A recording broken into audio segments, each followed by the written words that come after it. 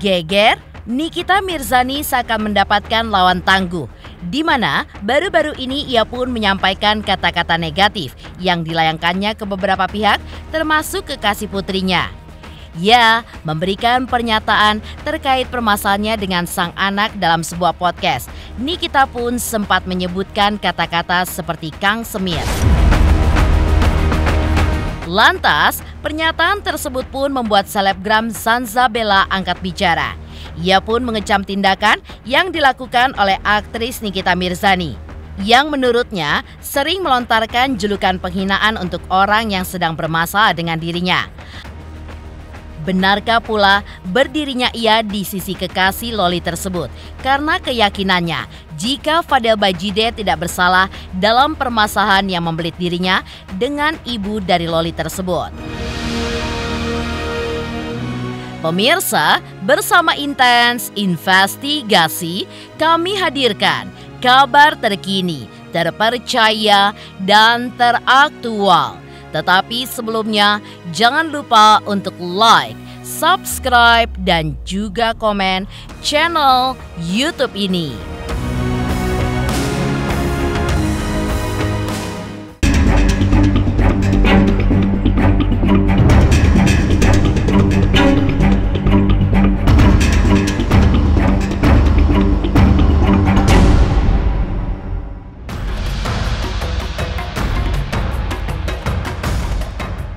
Jagat dunia hiburan tanah air tentu sempat dikejutkan dengan permasalahan yang tengah terjadi antara Nikita Mirzani dengan buah hatinya Laura Mezani yang baru-baru ini semakin memanas. Permasalahan ini pun semakin memanas buntut dari kekasih Loli Fadel Bajide, di mana pernyataannya menurut Nikita banyak kebohongan. Nikita pun menjelaskan jika keluarnya Loli dari asrama hingga berhenti sekolah disebabkan ulah sang pacar. Nikita pun juga menjelaskan, diduga Fadel pada saat itu berusaha untuk membrainwash Loli agar keluar dari institusi pendidikannya yang difasilitasi olehnya. Hingga akhirnya membuat Nikita Mirzani membenci Fadel dan dampaknya Nikita pun dengan yakin menghapus Loli dari kartu keluarga dan juga ahli waris. Kalau klarifikasi atau datang ke salah satu podcast dan di situ masih ngomongin kebohongan, untuk apa? Rohingya. Untuk apa? Supaya bisa dapat simpati dari yang nonton. Netizen ini memang gampang dikecoh dari dulu. Ketika diomongin ini, oh iya ternyata anaknya baik. Tidak seperti itu. Yang buat kabur itu anak dari sekolah UK yang mahal itu adalah si Kang Semir. Kang Semir merekomendasikan ke rumah salah satu manusia jadi-jadian di UK yang kalian tahu sendiri, keluarga. Saya nggak mau ngomong keluarga apa, tapi gitu ya. Kalian tahu, yang merekomendasikan adalah si Kang Semir karena ternyata katanya masih saudaraan. Soalnya saya pernah tanya dan saya pernah cari tahu ya, dan si keluarga ini yang di UK ini juga bilang bahwa masih saudaraan, keluarga Rohingya ya. Jadi lalu kalau memang dia bilang katanya anak ini harus dijaga, si perempuan ini jaga, nasi sudah jadi rengginang ya. Sudah setahun kalian membuat, bukan itu anak perempuan saja, tapi si Kang Semir beserta satu keluarga juga sudah membuat 1 tahun ini membuat satu pendidikannya si anak perempuan ini hancur. Kedua, setiap anak perempuan ini dapat uang dari TikTok hasil gift itu diberikan ke tukang semir dan keluarganya. Pernyataan mengejutkan yang diungkapkan oleh Nikita Mirzani ini memancing kemarahan selebgram bernama Tengku Zanzabella di sosial media yang justru memiliki pandangan lainnya tentang sosok Fadel Bajide. Ya, Seperti diketahui, kemunculan Fadel Bajide di sosial media karena bakat dance yang dimilikinya. Ia pun menilai jika Fadel terkenal tanpa menumpang nama Loli karena bakat dance yang dimilikinya tersebut. Tapi gua tidak fokus di sana. Gua fokusnya adalah kenapa lu harus menghina orang lain. Kalau menurut gua, Fadel itu adalah yang berprestasi. Prestasi itu kan tidak melulu harus sesuai dengan pencapaian elu, ya. Orang lain menjadi dancer, menjadi penyanyi, itu profesi yang bagus menurut gua dan dia berprestasi di sana. Umpamanya nih, Fadel tidak dekat dengan Loli. Dia pasti banyak banget penggemarnya yang suka banget dengan dance-nya.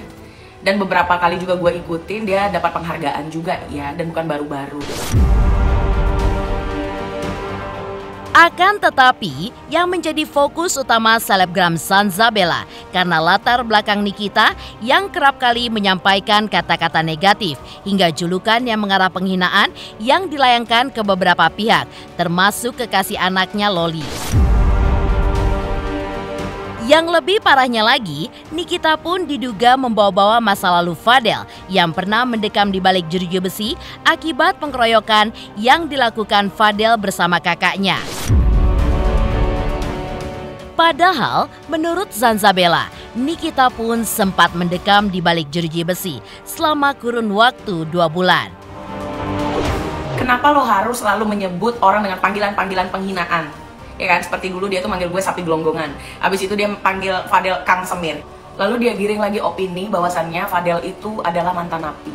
Hey, jangan lupakan sejarah kalau Anda pun pernah dipenjara selama 2 bulan. Cek story IG gue. Di situ juga gue sertakan hasil dari pelaporan yang dahulu. Kalau kalian ngebawa-bawa masa lalunya orang, ya, padahal jauh dari si Fadel bermasalah itu, NM itu memang orang yang bermasalah dan terbukti. Laporannya aja banyak banget di Polda, ya.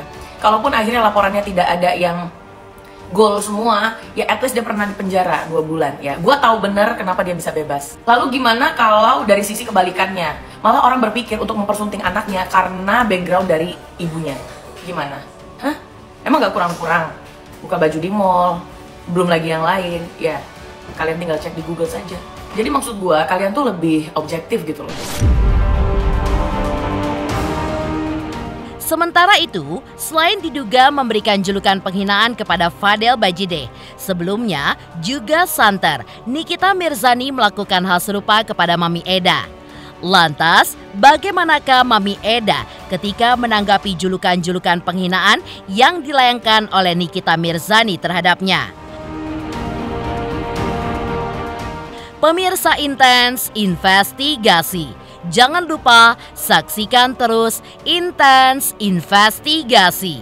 Dan pastikan jangan lupa untuk like, subscribe, share, dan juga komen jelang 3 juta subscribers channel Intens Investigasi.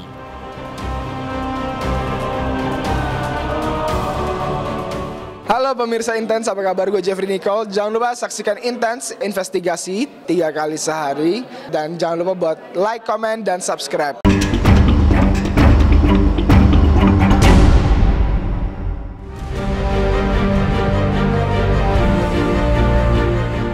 Drama antara ibu dan anak yang melibatkan Nikita Mirzani dengan Loli diketahui bukan kali ini saja memanas. Ya, permasalahan tersebut hampir berjalan lebih dari 1 tahun dan melibatkan sejumlah pihak, termasuk Mami Eda yang rumahnya pun sempat ditinggali oleh Loli pada saat di UK. Memang, Loli pun sempat tinggal beberapa waktu lamanya di rumah Mami Eda. Bahkan kabarnya, Loli pun sempat diusir dari rumah tersebut karena sesuatu hal. Namun, diduga karena kemunculan Fadel Bajide di podcast Denny Sumargo, Nikita pun seolah kebakaran jenggot. Dan ia pun kembali membawa nama Mami Eda dalam siaran langsungnya seperti berikut ini. Ya, jadi keluarga Rohingya atau keluarga Kang Semir, ini kan yang kalian inginkan selama 1 tahun kalian apa sih itu namanya tuh? Selama 1 tahun kalian mengunci itu anak perempuan sampai akhirnya balik ke Jakarta karena kalian tahu bahwa dia tidak bisa balik lagi ke UK karena sudah bukan student di sana. Nikmati apa yang sudah kalian lakukan, ya kalian, karena saya tidak akan pernah menerimanya lagi setelah keluar itu konten. Saya makin yakin bahwa saya tidak akan pernah menerimanya lagi. Ketika itu anak perempuan masih sekolah di UK, Kang Semir lah yang merekomendasikan keluarga Mas Supilami agar si anak perempuan tersebut kabur ke sana. Itu dari asrama, kabur ke sana itu sekitar 4 jam. Ya, kalian telaah lagi. Ya, bukan kejadian yang baru ini yang dia bilang kalau diterima lagi saya putusin, tidak akan diterima. Kejadiannya bukan untuk tahun ini, tapi dari tahun lalu. Jadi apapun yang sudah keluar itu, yang kalian bela-belain, sok silakan. Tidak akan mengurangi rasa kecewa saya sedikit pun, bahkan saya tambah kecewa.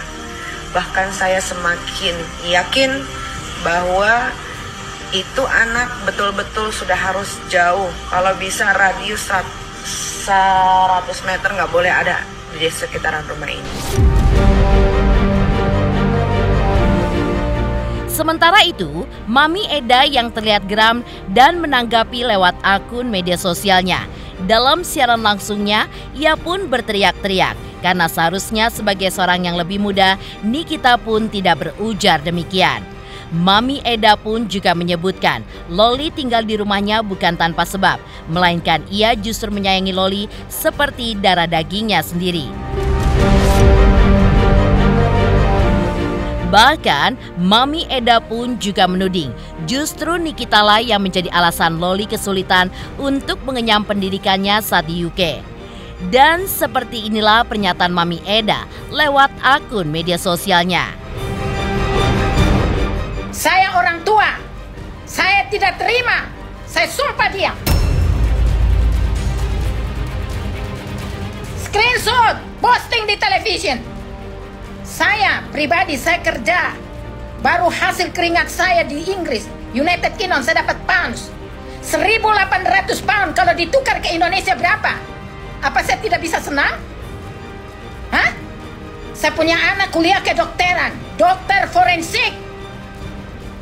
Saya bukan orang yang di jalan kok dia teriak-teriak saya ke binatang. Rohin apa dia? Dia itu kalau di Inggris saya sudah kasih masuk dia. Sekarang pun orang pegang dia pun tangan di belakang, bukan di depan.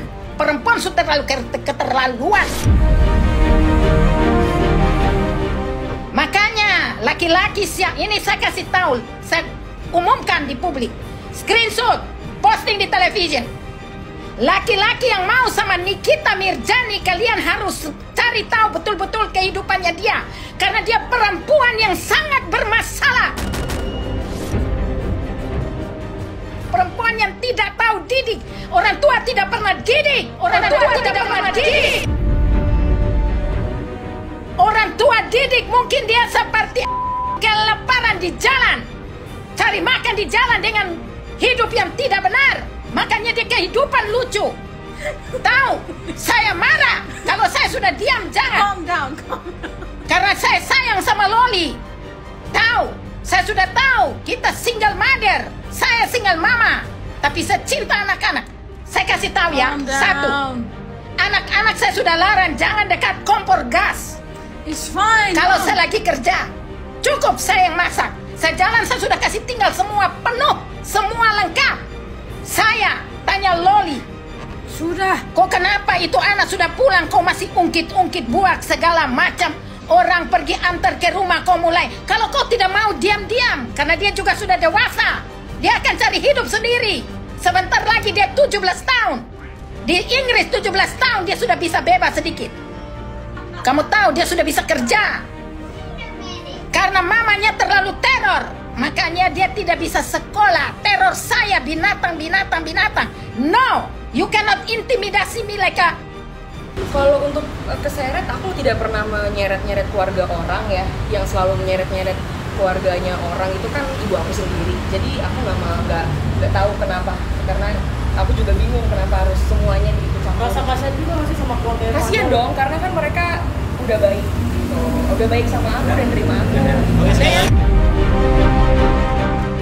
Pemirsa Intens Investigasi, jangan lupa saksikan terus Intens Investigasi.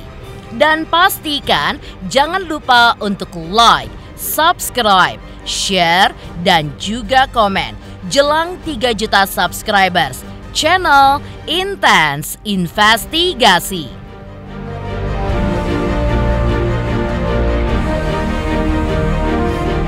Hai, aku Krisata. Aku mau mengingatkan pemirsa yang di rumah, jangan lupa ya, saksikan Intens setiap hari Senin sampai hari Sabtu. Sehari tayang 3 kali loh. Dan pokoknya jangan lupa di subscribe, like, comment, and share. Bye-bye.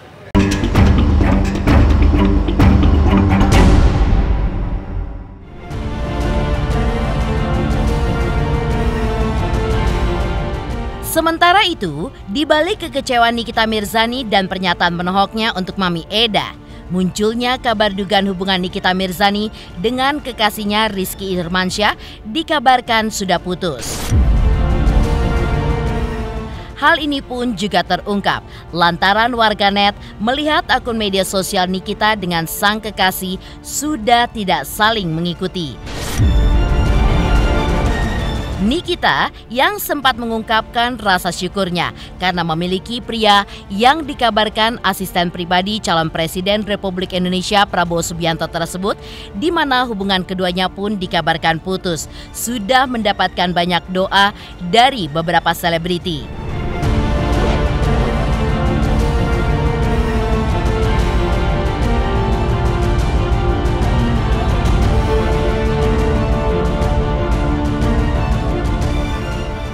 Alhamdulillah baik.